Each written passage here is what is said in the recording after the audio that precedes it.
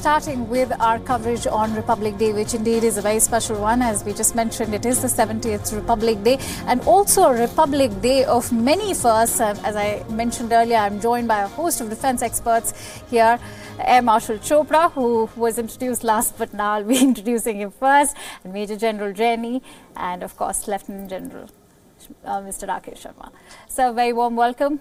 How you've been through this entire phase in life, and now we are standing at this milestone of the 70th Republic Day. How have you seen this journey transform from back your time and now? Well, Akansha, all I can say in brief is that having spent 40 years of service and 4 years of training, that's 44 years out of my 74, more than half my life in uniform. Well, I personally would pray that if God gives me a human being's life again, I would want to live it 10 times over. Go over the same travails, go over the same problems, go over the same difficulties that we've served, because we've had good moments, high times, low times, fabulous 44 years of uniform life. And I pray that God gives me that life again. And having said that, I would like to motivate the younger lot. Well, if you want to live it, then that's it. You can come to the Defense Forces. It gives you everything. It doesn't give you money, yes, but it gives you everything. The challenge, the basic human characteristics of heart, mind and soul, the physical, mental and moral capabilities of being the man. The forces will make you a man. And then coming to the parade, well, we've seen the parade right from the time in 1962, I think it was, when I myself marched on the Rajpath as a cadet. That was the first time and probably the last time when the National Defence Academy had fielded in a contingent. And I remember it rained like mad that day, and we were wearing the blue patrols, and those days it used to have a very, not very good cloth. So the complete color was running out and running down, the shoes and socks were all getting blue. But then over a period of last 70 years, it's gone through a technological upgrade. It's gone through a thought upgrade. As Rakesh was saying just a little before, that they've now introduced a theme, that we are having a theme. Whether it is agriculture or women's power or whether it is Gandhi today. I'm going to bring in Lieutenant General Rakesh Sharma on that point, since we made that observation, which most are actually unaware of, that, you know, prior to 2015, there had been no theme allotted to the Republic Day parade, but now it's a very interesting observation that Lieutenant General Sharma made, that now after 2015 there's been a theme allotted to each Republic Day parade, and let me have Lieutenant General Sharma actually comment on that. Yeah, thank you, Akanksha. To your viewers, a very happy Republic Day, the 70th one that we're having. And we have seen so many come by. Every time there's an exhilaration, there is an excitement. It changes every year. This parade, you know, if you recollect, it started, the salute used to be taken at Irwin Amphitheatre, which is now Dhyan Singh Stadium. The parade used to go through Connaught Place and it used to go across to Chandni Chowk. The parade has changed tremendously. And every time the parade comes up, there is something new, there is an excitement. So 70 years of the growth of the parade itself. And it should not be taken only military. There is a great cultural extravaganza. There are children dancing. So the whole show by itself is extraordinary. In the last 5 years, you see, the parade has developed differently. There was women empowerment. When President Obama came, the parade was fairly long. It was nearly 110 minutes long parade. Then thereafter, the next year, we had the French president. And we had the first time a foreign contingent marching in the parade. Absolutely. And then you have the UAE Sheikh who came, the Crown Prince came. And when he came, there was a UAE contingent marching and the band marching across on the parade. And then last year, there were 10 heads of state of Southeast Asian countries. So, you know, the parade. And this year, as you know, the theme is Gandhi. You know, and it has been built into the tableau across. And many of these states who may have fielded a Gandhi tableau were not successful to bring them, they were not good enough. So, you see that there is a theme, there is a difference. Every time you want to know what's this parade about, what's the difference between the previous year. And there are significant differences in this parade which we'll be talking about as well. It's a very important point that you made, that, the themes have been, transforming the parades every year. And this year's theme, of course, is Mahatma Gandhi, as Lieutenant General Sharma just mentioned. And it is to mark the 150th birth anniversary of the father of the nation. Let me also bring in Air Marshal Chopra over here. Sir, let's talk about the tradition of the parade. And as much as Lieutenant General Sharma just mentioned that, it is a cultural extravaganza, we cannot deny the fact that it is also a display of a country's military might. Look at France's Bastille Day celebrations. That was one parade that actually inspired Donald Trump so much that he demanded that the USA also has a similar military parade. Then you have Victory Day celebrations happening in Russia. There's North Korea displaying its missiles, which date back to decades. So the whole tradition of a parade and its significance for any nation, that's something very important that I'd like you to comment on. Greetings, India. And how is the Josh? Yes, I must tell you that the Josh in the studio is very high. And thank you, Akanksha, for inviting me on this very patriotic day to be part of these celebrations. As mentioned about the South African president being in India and the theme being Mahatma Gandhi, I must mention the link between the two. You see, Mahatma Gandhi started his journey in South Africa. That is where he first started the Satyagraha and the non-violence movement. And from there, from his initial experiences there, he has come over here. So it is very interesting that the year that we have the theme, Mahatma Gandhi is the theme for the, the entire parade. We have the South African president over here. I too have been in uniform for more than 50 years. Why more than 15 years? Because back in 1962, I joined a Sainik school. And so therefore, at the age of 8.5 years, I came into uniform and then remained in uniform till I retired. And I am happy to be wearing India colors even today. The parade is, the various aspects of parade have been spoken of. But I must, as an Air Force man, say that the fly past, which is normally the finale, is something which everybody very excitedly looks forward to. And this year we have, for the first time, one aircraft is going to be flying with biofuel, which is very interesting. Biofuel is something that is going to reduce the carbon emissions and is going to be ecologically very good for the world.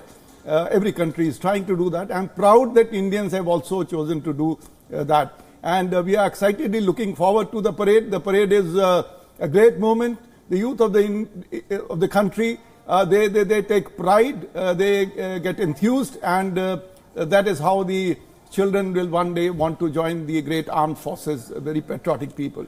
One more small point I want to make is the presence of Indian National Army. For the first time, 5 soldiers are going to be at the parade, all in their late 90s. And we are going to talk more about the Indian National Army as we go along. We will be. And actually, that is a very common talking point that I was just about to bring up. Major General Jenny, it's important to talk about the Indian National Army's contribution to India's freedom struggle and, of course, their participation in World War II. So, your thoughts on that? Well, I can say it in very brief that if we owe our independence to anybody, it is to the Indian National Army and to the movement that brave Subhash Chandra Bose took up arms against the British Empire to grant us freedom. The Indian National Army and the role of Subhash Chandra Bose in the history of India's independence is being read from different angles, depending upon what political colors one wears and what one believes in. But the fact remains, Akansha, that the Britishers had realized at that point of time, just recall, that it was the Indian soldier who was working under the Union Jack. It was the Indian soldier who was serving the crown. It was the Indian soldier who was forming a part of the British Army, the British Indian Army, or you could say the Indian British Army, whichever way. Once the Indian National Army took up arms against the British and was marching through Saigon and through Burma and through Nagaland, they touched the plains of Dimapur almost, the famous Battle of Kohima. The Britishers realized that if this spirit of nationalism, which the Indian National Army was displaying under Subhash Chandra Bose, if that creeps into the soldier who's wearing the Union Jack, they had it. They wouldn't be able to stay one day in the country. And that is what made them decide to quit. So when we talk of Quit India movement, the role of the Indian National Army and what Subhash Chandra Bose's philosophy was, has a very big role to play. Today we are honoring 4 of those brave people who have lived through these years. As Marshal Chopra said, that they're all in the late 90s. Mr. Paramanand, who's 99 years. Mr. Lalti Ram, who's 98 years. There's one Hira Singh, who's 97, There's and Bhagmal, who's 95. And all these people are from Haryana. Sir, since you just mentioned their names and they're all being honored there, and we must mention that they all are in their 90s. Mr. Paramanand is actually 99 and he's all set to celebrate his 100th birthday this August.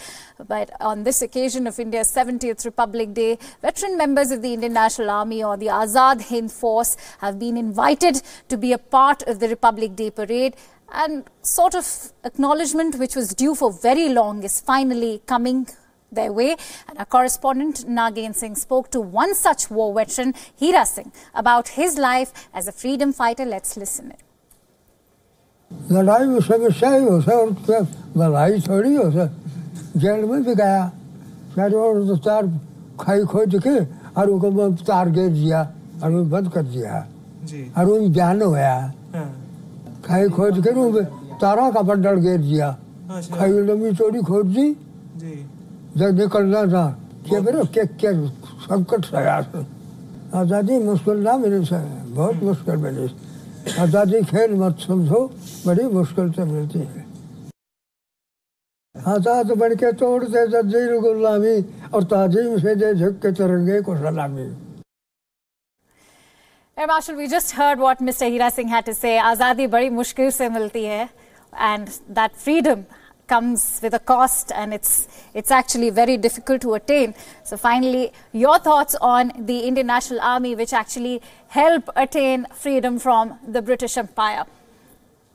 You know, I must tell you that the senior most person alive today from the INA is 110 years old. Unfortunately, not well enough to be able to come to the parade. His name is Mr. Jagram.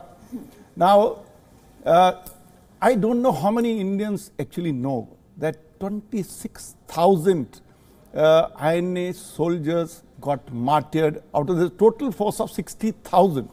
So that's one hell of a large number of people who got martyred.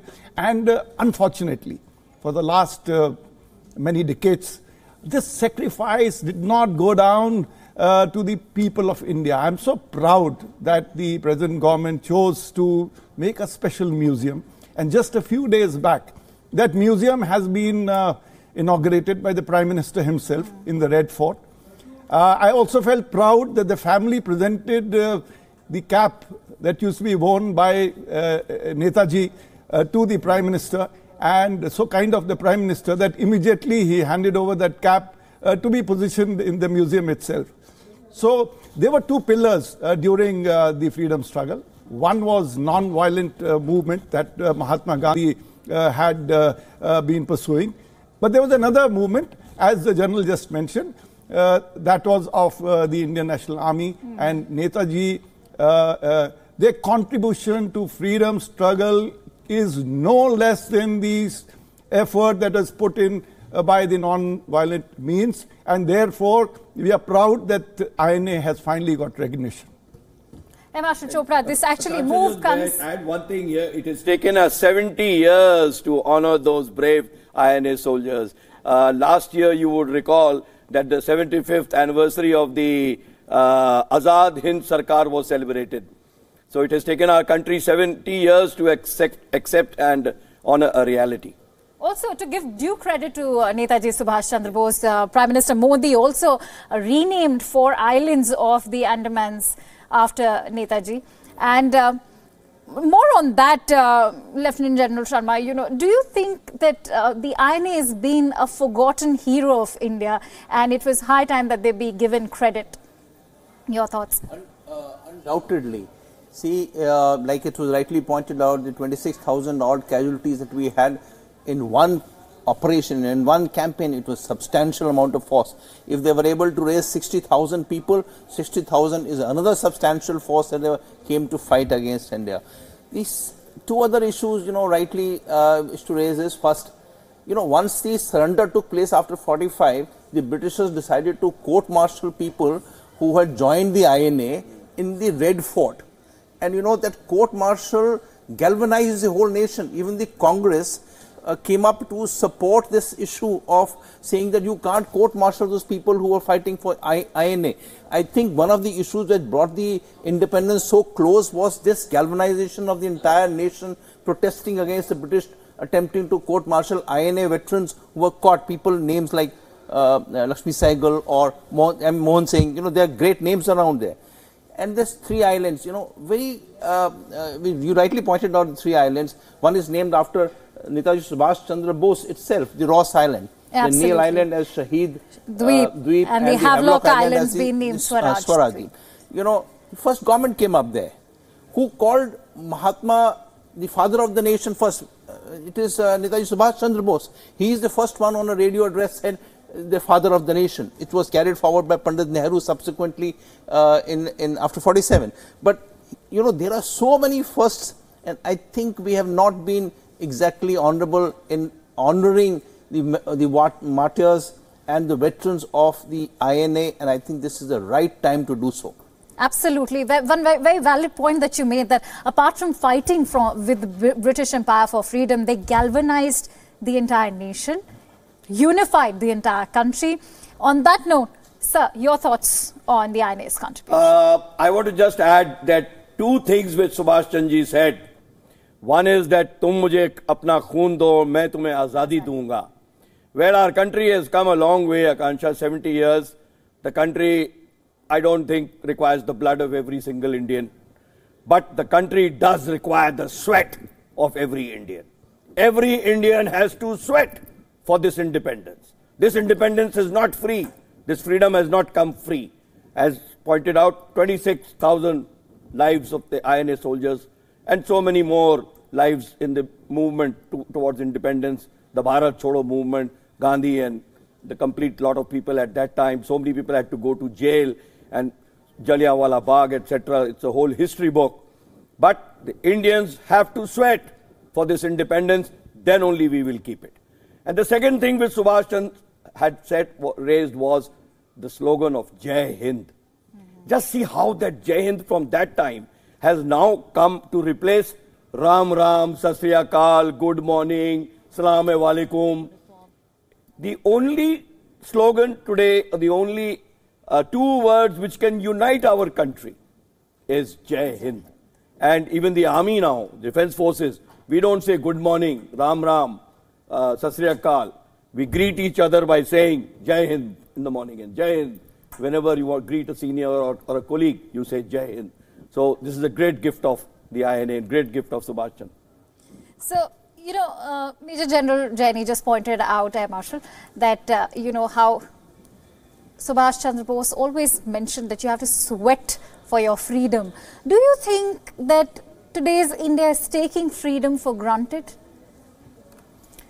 I must tell you that today, as all of us Indians are celebrating our 70th Republic Day, at this very moment, there are Jawans, Indian Jawans of the Army, ITBF, BSF, and various other paramilitary forces are sitting on the borders. They are guarding us so that we can not only sleep at peace at home, but also we can celebrate important occasions, especially the one that we are celebrating today.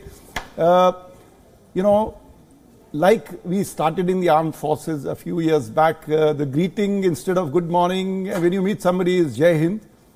I find more and more colonies, more and more societies where people are living, more and more people have adopted this term Jai Hind. And I feel very proud that when that guard outside my own colony, every morning when he sees me, not because I'm a military man, he says Jai Hind. And that has come up in the last few years because of the enthusiasm. All right. Bashir, I'm sorry to have it, just interjected at the moment, but we're getting live shots, beautiful live shots coming in from Amar Jyoti. Let's just dip into these.